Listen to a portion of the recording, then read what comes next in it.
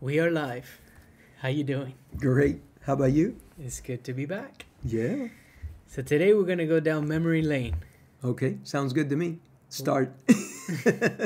Let's talk about the time that you fired or kicked out one of your sons from the family business, Yeah, that was a very difficult thing to do. which ended up I was one of the ones you kicked out, right? You were one of the ones I kicked out of the family business for a So little while. I recall it a certain way. How do Okay. you remember it going down? Why don't you start? You want me to open? Yeah, why don't you start? I'd love to see your take on that. Okay. So I'll tell you, I got criticized by a lot of friends, a lot of people. Your godmother crucified me. It was, anyway, how do you... So, I'm 18 years old. I had already graduated from high school, and we were, to put some context, you had us, me and my siblings, always working. You and mom had us working at the family business Right. throughout all of our childhood, Yes. including high school, elementary, middle school, junior high, all of that stuff. As soon as we could file a piece of paper Or or fax a document. or pick up a phone, we were doing it. Or sweeping in front. Oh, we hated it because the leaves, Oh my God. I know. The leaves in the front of the office. which is interesting because we were at the office yesterday, the building, not to get too sidetracked, but we were at the building yesterday where you started the business, where we were there as kids. Actually, I didn't start there. Oh, no? We started at... Oh, because we went... Actually, Yeah, yeah, we you're went to right. the, You're yeah, absolutely... yeah, I I'm was gonna sorry. say. We were at both places. Yes, So we yes. went to where the original Original. business, and we had to go because there was a water leak and all of that stuff. But You're right. that's where your original office was, Right. that you opened in '86, right? That's right. That's where I started. Wow. So it gets to a point where I'm 18 years old, and I remember it as I took a summer job with our friend Jack, who had a termite construction fumigation business. I remember getting paid pretty basic. I remember he specifically said, I'm going to treat him like just one of the guys, not like the son of a friend. Right. So that's another That's podcast. what I wanted anyway. Yeah. Because if you get preferential treatment, you miss out on the juicy part, on the good stuff. And I want to save that for another podcast because the working at a termite company Oh at my 18, God. that was for me. But I finished that and I go back to work, and for you guys, and I wasn't taking it seriously. Correct. I remember being on the computer, kind of playing games, online games, whatever. And this is 2008, 2009. And I was just messing around. And so I remember there was an issue. You obviously got on my case.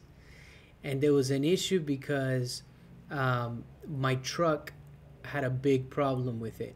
Right. And the reason the problem was is because I never changed the oil since I bought it. Can you imagine? Which sounds super silly, but I didn't know that was a thing. Well, you went through Don Bosco and you took automotive and whatever, transportation. I did, but I didn't know They taught you. I didn't know how often I had to change it or what. Crazy. So I don't know how many miles over. It was several thousand miles over when it should have been changed.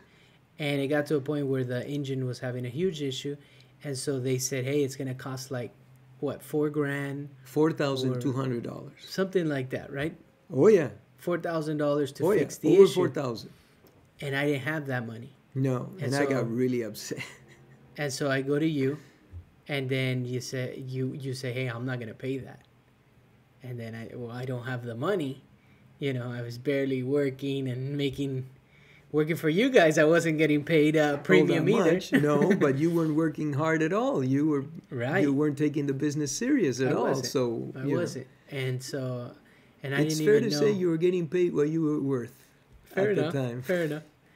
And so, you basically said, well, go find a real job. To sum it up, maybe those were not the exact words, but you said, you know what? I'm not paying this $4,000 for you. You gotta go get a job, find a real job. And so, I did. I went looking for a job up and down Colorado Boulevard, Pasadena, dropping off my resume, which didn't have a lot of experience, and no one called me back. And I dropped by a few places, and I finally ended up getting a job with a good friend of the family that said that he would hire me. Correct. And I'd love to hear, because I was 18 and I got my insurance license, and then I was able to start working for him. His name is Joe. Our good friend Joe. But that's the way that I remember it going down. I'm kind of summing it up. You are, because you walked up and down Huntington Drive and also Colorado. Yeah. And then you did go into a place where they said, yeah, we'll hire you. Do you remember that? Well, yeah, I ended up with one place that it was a loan modification little business. Uh-huh. And these guys I got there maybe like it was later at night already, 5:30, 6 o'clock. It was already getting darker. I remember going in there and they let me into this back room. And there were a couple people in the office, but one of them says, yeah, you can work for us. All you have to do is make calls. I'll show you how it works. And so he says, when you call them, they're going to ask you where you're calling from or, what it's about. And you just don't answer these questions. You just stick to the script or whatever it was. And basically they were doing loan modifications, but it was very sketchy. So he even called, he made one call and he even hung up on the person because, I don't remember at the time what it was, but it was like super shady. And he's like, all right, so we'll see you tomorrow, this and that. And I said, let me get out of here before something happens. Yeah, the FBI raids the place. Yeah, because loan modifications, I mean, the way I understand it is they were charging an upfront cost or fee to fix your loan and have them, because these are people losing their homes. Yeah. In 2008 and 9, right? 2008, 9, yeah. Right. These are people losing their homes, and they're saying, oh, we can get you a better rate, this and that, pay us this amount. And I've heard so much fraud and bad things that controversy, happen. Yeah. Anyways, so that was one of the people that, then another gentleman that we know that's also in the insurance business said, go get your insurance license, I'll hire you. And I went and I got my insurance license. I went back to him, and this is my PNC license, property and casualty, and he didn't end up hiring me. No. Yeah. But he told you, if you go get your license, you come back, I'll hire you. Yeah. You got your license, you went back, and he said, no, I'm not going to hire you. Yeah. Welcome to the real world. So, wow. It was overall very interesting, but at the time it was for me, you said, hey, get out of here, go find a real job. Yeah. You didn't kick me out of the house. You were still going to be there, you and mom, I'm sure. I had no doubt. But you weren't going to just make it easy for me at work. No, I was not going to pay for that truck, because when we took it to our friend, he's Iranian, right? No, Armenian. Armenian guy. Good guy. Body shop. Yeah. Or a mechanic. Yeah. And he said, this could have been avoided just by a simple oil change. Yeah. And the reason that it was going to cost so much is because there had accumulated so much junk within the engine that they were going to have to replace. And I don't know a lot about engines, but headers, and they were going to have to do a full cleaning out. And to tell the full story, he ended up saying, I can try one thing to see if I can save you that cost. And, thanks to, his name was Jim. He flushed the engine. He was able to flush it. With some special stuff. And I think he had to flush it a few times. Yeah, and that... Some sort of fluid that was able to. It was very expensive. Yes, but not for. It was still a few $100s. Yeah, it was like it was $242. I remember these things. But 200 and something as opposed to $4,000. Oh, 4,200. So, and for me, I didn't have money. He saved the truck. He saved the truck, and I was able to. I still have it to this day. To this day, you have it. Yeah, it's amazing. Thank you, Jim. Yeah, but good guy. But the truck is what prompted the whole getting kicked out of the family business, because I wasn't taking it serious. I look back and I was not taking working for you guys seriously at the time. I was able to, go on the computer and play games and, do all that stuff. And, I really shouldn't have been, at the end of the day working there. I mean, you're 18 years old. Yeah, I was 18. So that's pretty young. And you had already been exposed to the family business. You already knew quite a few things, actually. Yeah. And so, you learn by osmosis. So you were there already. I mean, you guys would come to the business, finish off your homework, help us out. I didn't necessarily like it. I didn't think I was going to be doing insurance or anything like that. I just, was there, I you know what? I thought that you were going to go into law. Hey. And I thought that your brother was going to go, he wanted to be an architect. Yeah. And things change. Things change. But I do remember in that time frame, you said, hey, whether you go into the insurance business, family business or not, you should get your license, because it's always something you can fall back on. Correct. And I think that at that age, I don't think you really, I mean, I'll speak for myself. I didn't know what I wanted to do. Sure. So I was just kind of going against, no, I don't want to do that, because was the way that was being, you guys were not like pushing us to go into it, but it was the path, let's say, of least resistance. Least resistance. For us to get into the business. So I remember your brother, he's the oldest, coming and saying, hey, do we get an allowance? And I don't know how old he was, but he was a tiny little thing. He was 10 years old or something like that. And I said, well, I can give you a couple bucks. But he had friends that were getting a really sturdy allowance, like $100 a week or something like that, or $50 a week. Yeah. As I remember back, maybe not so much, maybe $40 a week or something. But I thought it was a lot for doing nothing. And so I remember telling him, you look, where I come from, we don't give allowances, I come from a country where you have to work if you want money. I never got an allowance, never. And I worked a lot for my, doing all kinds of chores. Anyway, and so I said, but if you want an allowance, you can help me at the office on your time that is free. The most important thing is your homework. Get that done. Make sure that you understand it. Don't rush through it. And then you can put in a few hours at the family business. And then you'll start learning it little by little. I'll give you more responsibility. That was first with him.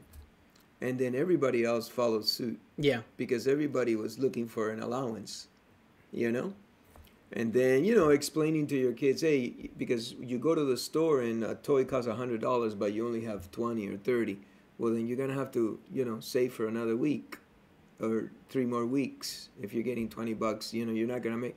So then you start, and I see every parent doing that, by the way, or a lot of parents doing that, where, the kids want to buy something. If you want to instill the value of money, you can't just go to the store and buy them everything.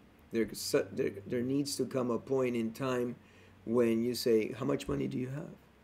Well, then what are you going to do to make this money? You're going to do your homework. If you get an A, you can get this. If you read a book a week, you can get this, There's got to be a bartering system, an exchange, so that they. You got to work for it. You got to work for it. You got to work for it, and I think that's the lesson that I learned in that. That it wasn't just gonna come out of my parents' money, to fix issues that I had. You know, I had to figure out a way to resolve them. But oh, and in that process of looking for a job, I got to meet a lot of people. Yeah. Like we got to meet another insurance family, because I went through all the insurance families that were local agencies and dropped off my. But see, a lot of them would have some mentioned it to me like, what do you? One guy, there was an insurance agency that's been around forever in Arcadia. Really nice.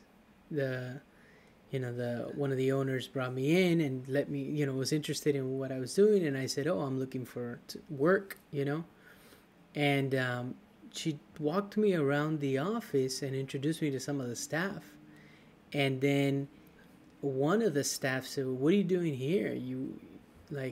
What are you doing here? Not working at your parents' insurance agency. Like, what are you trying to do here?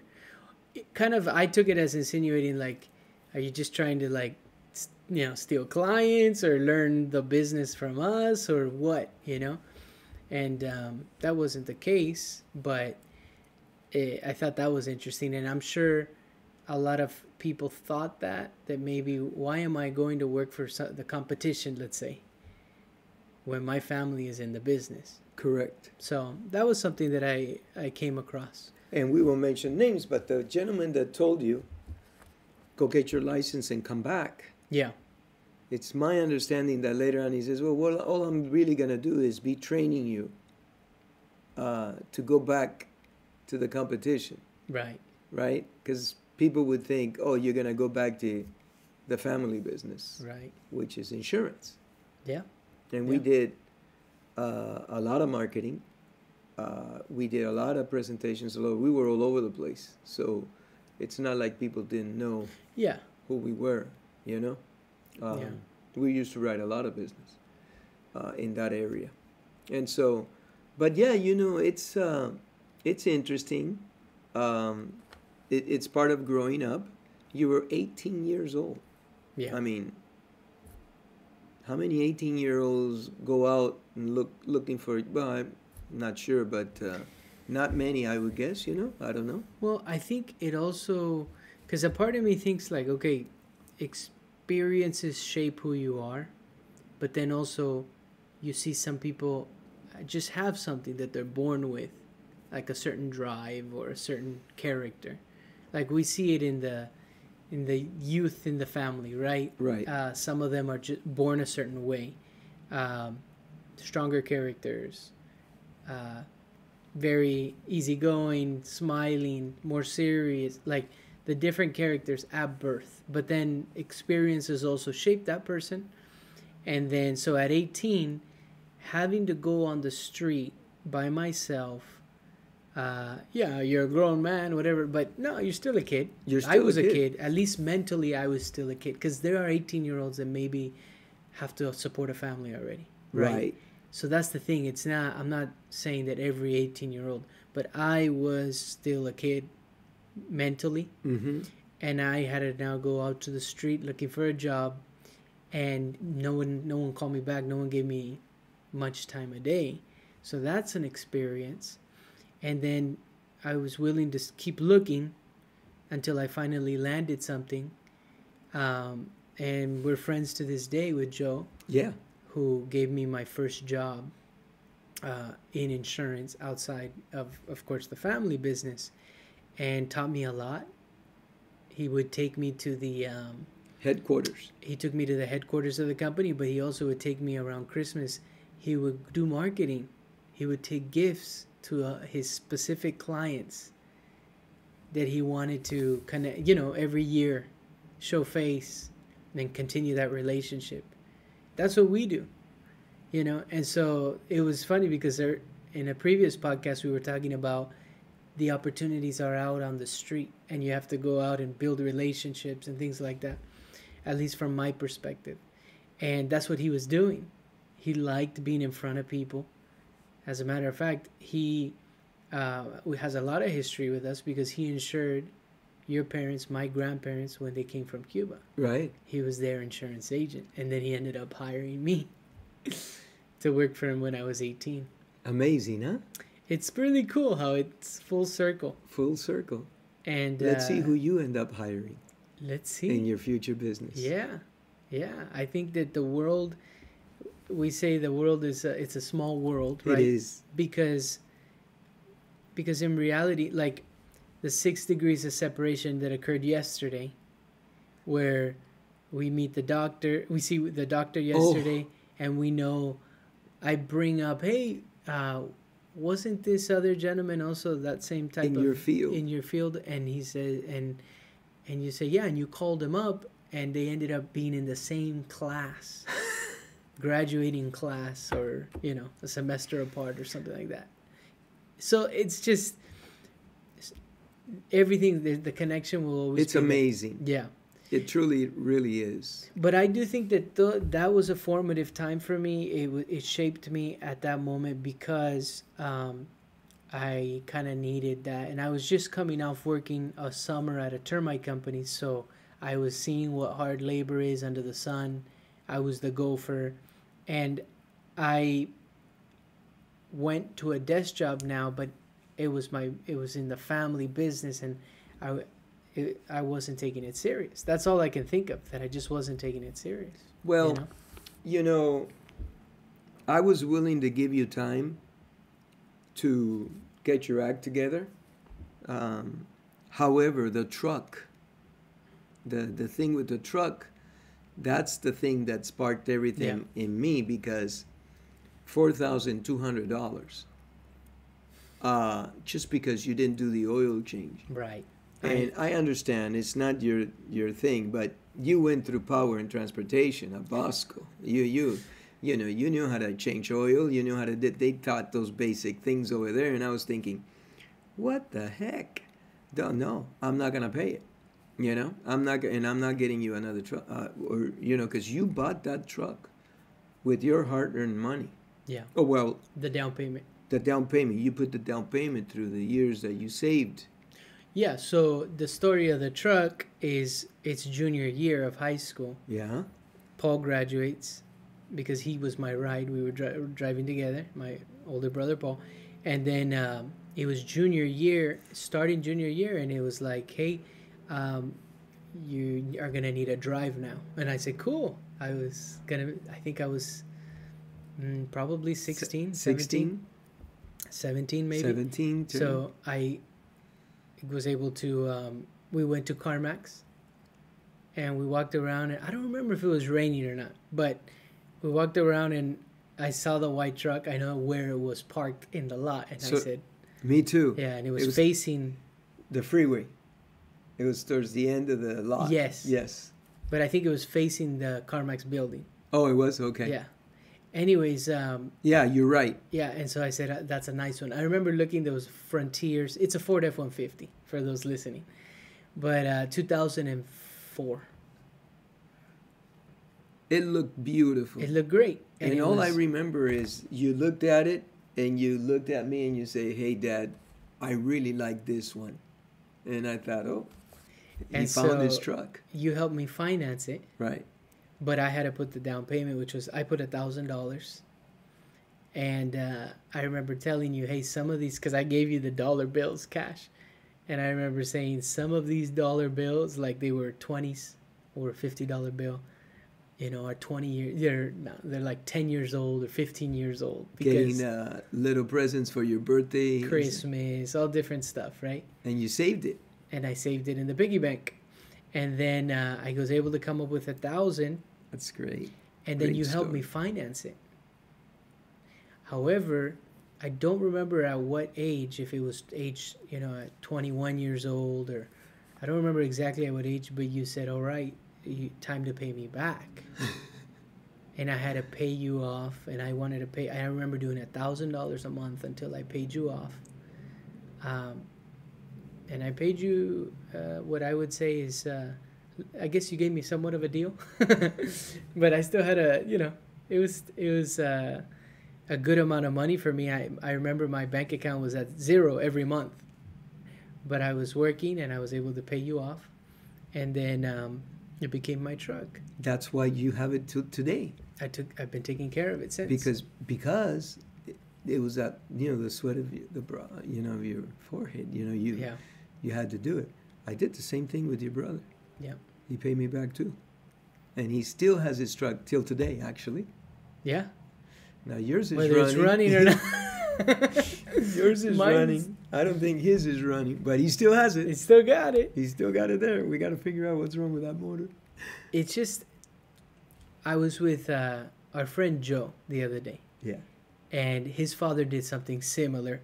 Different scenario, but similar in the sense that he had to pay his father for a vehicle. And then I told him, Joe, I take care of my things, because he said, what year is it? He saw the truck, and I said, it's 2004. And he's like, it's in good shape, other than the glass that covers the front headlights. That's foggy now. Other than the glass, it looks great. Like, you can't tell. Which, by the way, there is something you can do with that foggy Yeah, glass. there's a hack I saw on Facebook that. But he says it looks great, and I said, well, if I were to tell you, my shoes. I told him the story. I bought the most expensive pair of shoes I bought were Hugo Boss shoes, and I bought them at Nordstrom's, and I think I paid $180 for them, but I was making a little bit of money, and they were on sale. And so I paid $180 for these leather shoes. Nice. They were even, I didn't tell him this, but they were even a little bit big. But because they were on discount and everything, I bought them anyways. So I buy the shoes, and then I take care of them. And I told Joe I had them for 8 years. At least 8 years. And what I would do was I even took them to Tony Shoe Repair. I even took them and got the sole redone and polished and put the color on it again, and because it was real genuine leather, so they last. And so he says, I got you beat. I got a pair of 13 years on them. Oh, wow. And then he says that after the 13 years, he was able to even take it back to the mall that he got it at, because they have a lifetime warranty. They gave him a new pair. But it's a sign that if you take care of things, it'll last. And it goes for anything in life. And I think the idea of you kicked me out of the family business, yes, but at the end of the day, it was to teach me a lesson that I needed to take care of my job, my things. It wasn't just going to come from you and Mom. And that shaped me to who I am today, and I appreciate things, and I take care of things, and I think it was a good thing. But if I put myself in your shoes, maybe it was somewhat difficult to do. It was difficult. Because you could have helped me with the truck. Yes, it would have been the easiest thing to do. But I don't think the lesson that you learned would have been as effective, as intense. Because I think you're a good, productive young man. And I think part of that goes because, some of the things that you went through. It's very difficult. I'll tell you, when you took off to go door to door to find out if you could get a job somewhere, as a parent, you worry. Where are you going to get into? Where are you going to land? Yeah.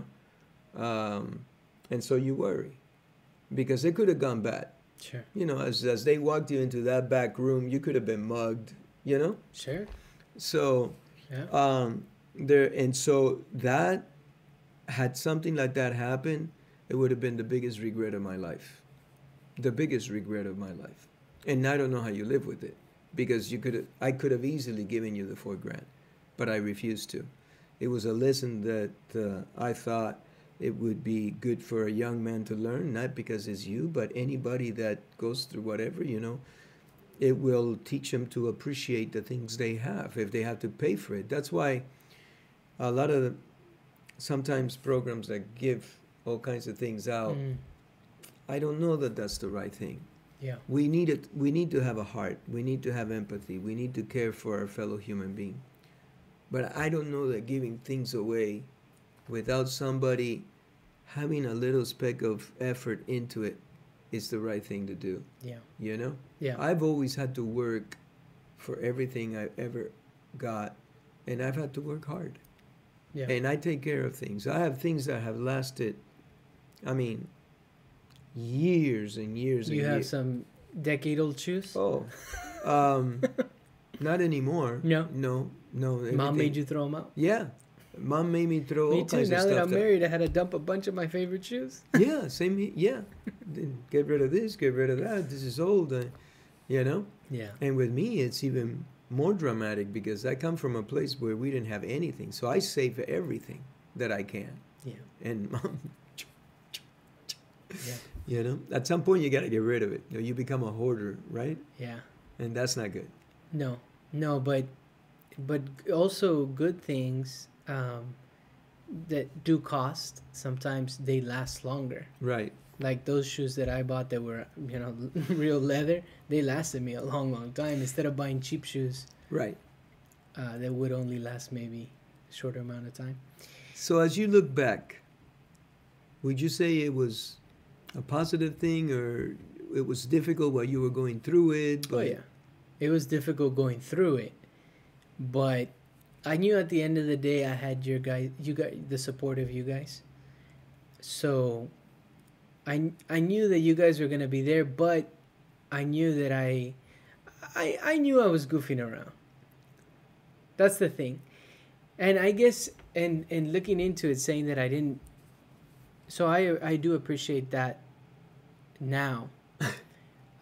Just like now, the other day we were talking with Joe again, and we were saying, hey, you used to take me to the board meetings of real estate. You used to take me and Paul and my sister to the meetings, and we didn't want to be there. This was when summer school, it was summer when we weren't in school. So you would take us to the business meetings, and we didn't want to be there as kids, hearing about the real estate market and everything going on and the loan programs and Yeah. but now I do appreciate it because we got introduced to business at an earlier age, which is something that I do enjoy. I actually like the world of business, but at the time I didn't like it. Well, I remember one time, and you were already older. I would say you were in your late 20s or 26, 27, somewhere around there, okay? And I remember going to a board meeting, and there was a dad there with a young man, with a kid.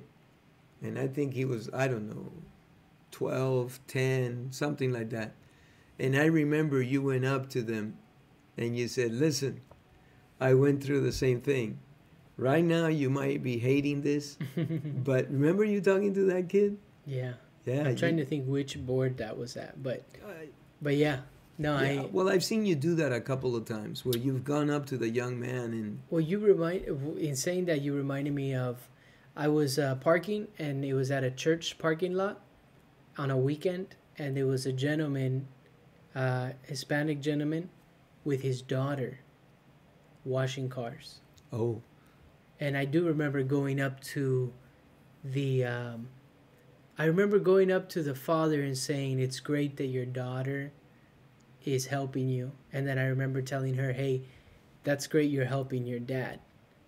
And the daughter was probably high school already, I would say. And she didn't probably want to be there. No. But she was helping her dad either way. And so I told her, my dad used to take me to work too. And so it's great that you're helping your dad. And then the father said to me, well, he says, well, she's a graduate already going into a university. And he was very proud of her doing that. But she was still there helping him. But he wanted to tell me that she's also in school. Oh, okay. And she's also, very cool, continuing her studies. It was very cool. Well, I remember you talking to this young man, and I remember you turning to him and saying, you probably don't want to be here. And maybe you hate it, because I didn't like it. But you know what? When the years go by, you're going to remember this and appreciate it. And I thought that was very cool because you're not that far removed No. from that young person. And a word of encouragement like that, I think, in a young person will go so far. Yeah. A word of encouragement. It's so easy to give a word of encouragement. You know, like the gentleman we brought in today, he didn't have anything Oh yeah. of encouragement. Yeah. You know, we bring him in with the best of intentions, and he was A on the negative a little side. negative, but But everybody picked up on it. yeah, So you move on. You Yeah. don't pay. Yeah. it's yeah. You I just mean, don't know how people are going to react with different situations. right. Yeah. So, thank you Oh, for kicking me out. it was rough. I'll tell you. It was. But It it was wasn't good. easy to do. Let's see. Well, I'll make the promise that if my children ever do the same thing, I'll kick them out too. Oh, we'll see how it goes. It's difficult. All right. All right.